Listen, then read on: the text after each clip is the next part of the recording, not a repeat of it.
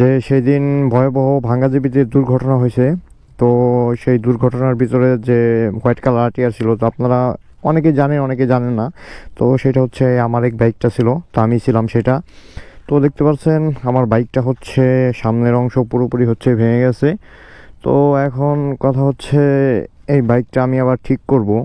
তো ঠিক করতে আমার কিছুদিন টাইম লাগবে।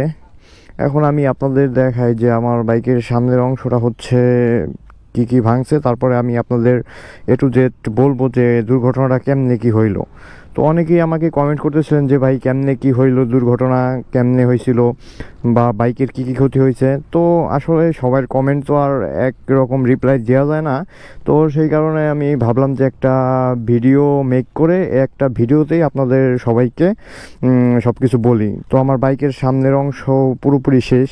তো এই হচ্ছে মাথার এই দেখলাম, তারপরে এইটা ভেঙে গেছে, এই যে দেখতে পাচ্ছেন এটাও ভেঙে গেছে। তারপরে যেইখান থেকে পুরোপুরি ভাঙছে। তো মাথা টোটাল ধরতে পারেন যে মিটারটা শুধু আছে ভালো, তাছাড়া সবই গেছে। তো যাই হোক, ভাগ্য ভালো আমার যে মিটারটা বাঁচছে। আর তার চাইতে বড় কথা হচ্ছে আমি যে বাঁচছি এটাই হচ্ছে বড় কিছু, কারণ আমি ভালো মানের একটা হেলমেট, মোটামুটি একটা ভালো মানের একটা হেলমেট ইউজ করতাম, যার কারণে আমার পুরো আঘাতটা হেলমেটের উপর দিয়ে যায়।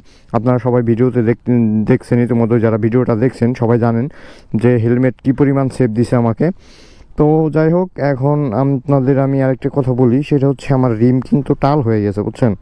আমার রিমটা পুরোপুরি টাল হয় নাই, মানে হালকা একটু টাল হয়েছে, যেটা ডিস্কে বাজে। আর আরেকটা কথা বলি, আমার টায়ারের গ্রিপগুলো দেখেন আপনারা, যে টায়ারের গ্রিপ কিন্তু পুরোপুরি মানে একবারে আহামরি যে ভালো তা কিন্তু না।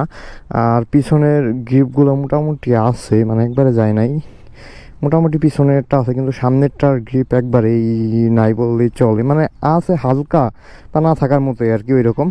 তো যাই হোক, আপনারা সবাই জানেন যে যারা আরটিআর ইউজ করেন বা আরটিআর সম্বন্ধে, এটার মেন যে মেজর প্রবলেমটা সেটা হচ্ছে এটা ব্রেকিং কন্ট্রোলিং। তো সেই ব্রেকিং কন্ট্রোলিংয়ের জন্য বাইকটা কিন্তু একটু মানে অন্যান্য বাইকের চাইতে অনেকটা মাইনাস পয়েন্টে নিয়ে গেছে এটারে, বা ব্যাড সাইডের দিকে নিয়ে গেছে অনেকটাই।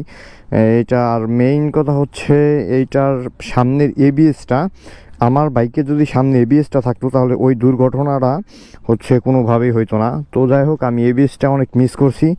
আর আমি দেখি ইনশাল্লাহ ট্রাই করবো এবিএসটা লাগানোর, দেখি কত টাকার ভিতরে হয়ে যায়।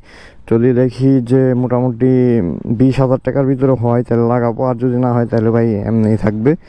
এটা হচ্ছে আর লাগানো টাগানো ট্রাই করবো না, সামনে নতুন একটা গাড়ি নিব। তো সেই জন্য হচ্ছে আর এটার পিছনে বেশি টাকা খরচ করবো না, এমনিতেই আমার অনেক ভালোই টাকা